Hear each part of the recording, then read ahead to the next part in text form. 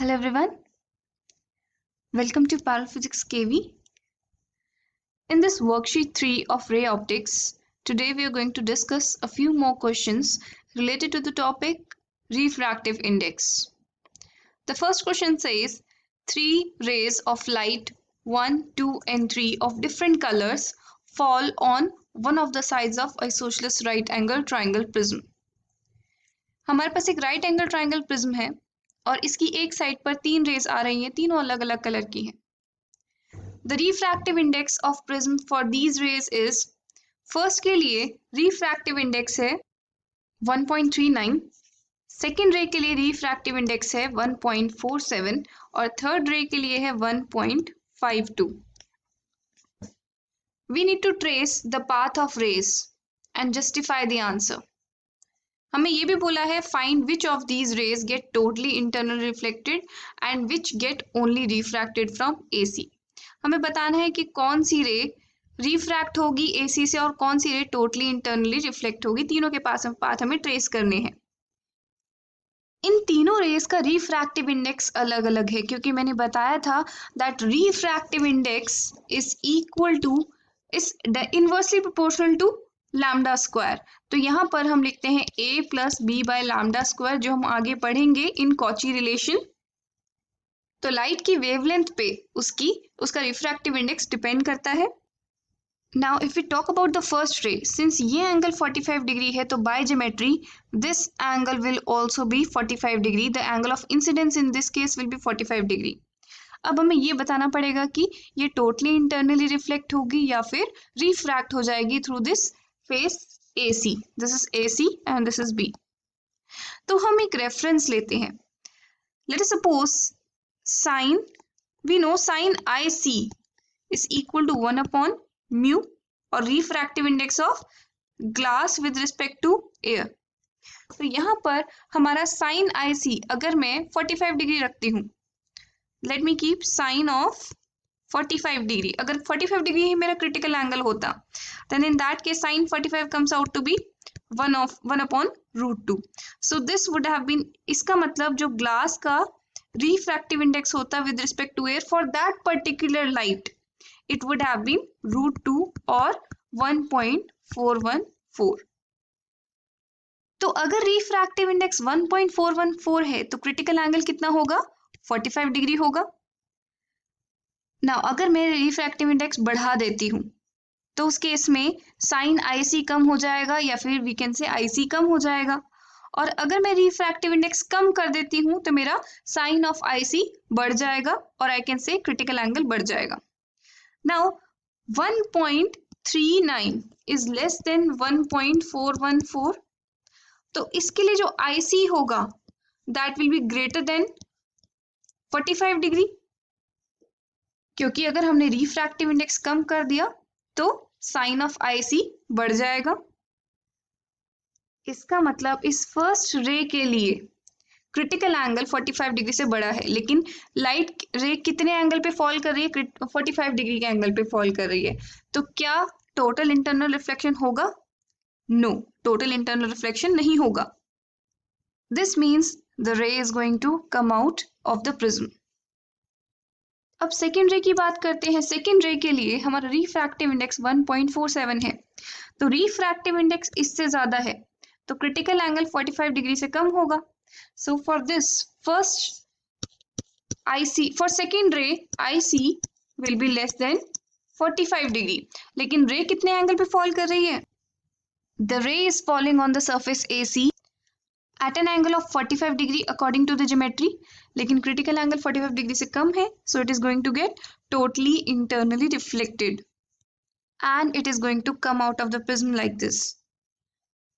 Same is the case with third ray, क्योंकि इसमें refractive index 1.414 से ज्यादा है तो क्रिटिकल एंगल 45 डिग्री से कम होगा, but it is falling eight an angle of 45 degree. तो यहाँ पर हमारा जो रे है टोटली इंटरनली रिफ्लेक्ट हो जाएगी and it is going to come out like this.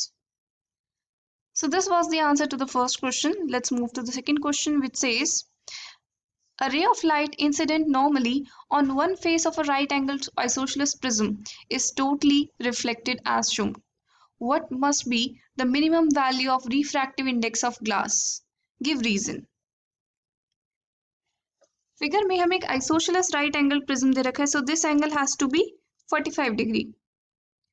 This means that according to geometry this angle will also be 45 degree, so angle of incidence is 45 degree। तो हमारा क्रिटिकल एंगल डेफिनेटली 45 डिग्री से कम होगा, तभी तो ये totally internal reflect हो रही है। अगर हमारा क्रिटिकल एंगल 45 डिग्री होता तो उस केस में रिफ्रैक्टिव इंडेक्स कितना होता? Sine of I C is equal to 1 upon root, it's equal to 1 upon mu, and IC की वैल्यू 45 रखने पर हमें मिलता refractive index would have been equal to 1.414। तो अगर क्रिटिकल एंगल की वैल्यू 45 डिग्री से कम है, इसका मतलब रिफ्रैक्टिव इंडेक्स 1.414 से ज्यादा है। तो मिनिमम वैल्यू कितनी है इस केस में? The minimum value of this medium, और जो जो ये प्रिज्म बना हुआ है, जिसका बना हुआ है ग्लास का, the minimum value of this is √2 or 1.414. This is my answer.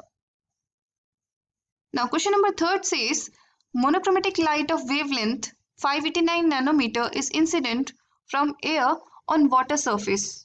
If mu for water is 1.33, find the wavelength, frequency and speed of refracted light. Question के अकॉर्डिंग एक मोनोक्रोमेटिक लाइट जिसकी वेवलेंथ एयर में 589 nanometre है, वो water में enter कर रही है। हमें बताना है कि वाटर में उसकी वेवलेंथ कितनी होगी, फ्रीक्वेंसी कितनी होगी और स्पीड कितनी होगी। देखो, फ्रीक्वेंसी तो जो एयर में थी वही वाटर में भी रहेगी, क्योंकि हमने पढ़ा था कि फ्रीक्वेंसी चेंज नहीं होती है। तो अगर एयर में स्पीड c है और वेवलेंथ 589 नैनोमीटर है, then nu is equal to c is equal to nu into lambda, so nu is equal to c upon lambda. On solving this, we get 5.09 into 10 to the power 14 hertz. तो इसका मतलब medium में भी light की same ही frequency होगी। Second part में हम वेलोसिटी निकालते हैं। हमें पता है refractive index of water with respect to air is equal to speed of light in air divided by speed of light in water, जिसे मैं v डैश से रिप्रेजेंट कर रही हूँ। इसका मतलब speed of light in water is equal to c upon refractive index which is equal to. Now इसको अगर मैं सॉल्व करती हूँ, I get approximately 2.25 into 10 to the power 8 meter per second. This is the speed of light in water.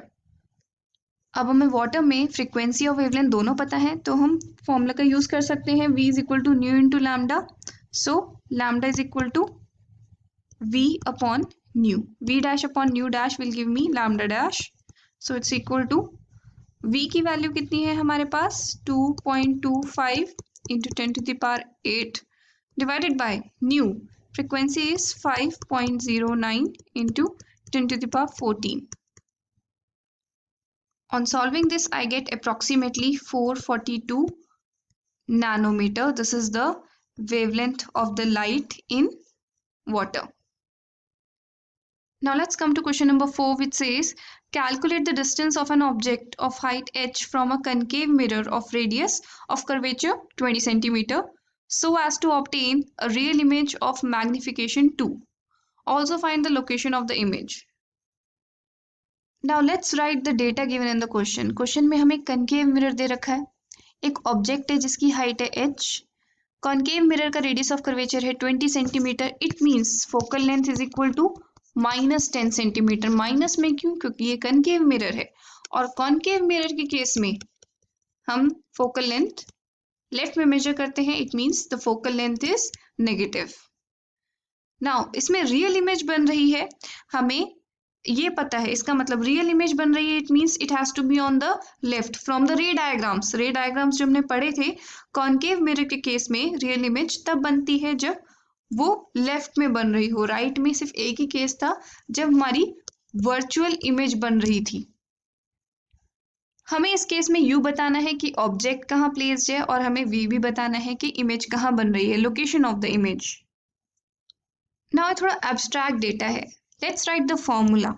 अगर हम देखें mirror formula देखें तो 1/f is equal to 1/v plus 1/u। This is the mirror formula. और magnification का formula है m is equal to -v/u।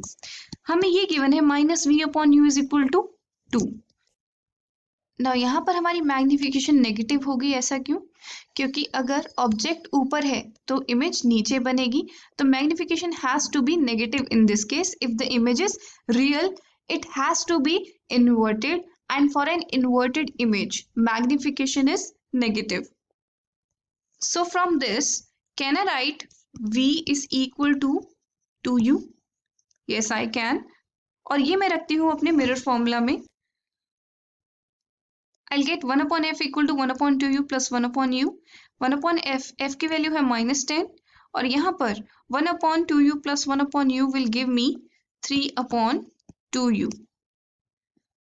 Now अगर मैं यहाँ से u की वैल्यू निकालूँ, it comes out to be -2 upon, it's 30 upon 2, so it's equal to -15 centimeter. So it means the position of the object is at 15 centimeter from the pole towards the left of the mirror. And what is the image position then? From this formula I can calculate it. V is equal to it's equal to 2 into -15, which is equal to -30 centimeter. तो इस case में object हमारा definitely between centre of curvature and focus है, and the image is beyond the centre of curvature. और इस particular case में हमारी image enlarge बनती है. In such cases, in such questions, in fact you also have to draw the corresponding ray diagrams. That is, यहाँ पर this distance is 10 centimeter. You have to mention all the distances. So I hope this worksheet is clear to you. That's all for now. Have a good day.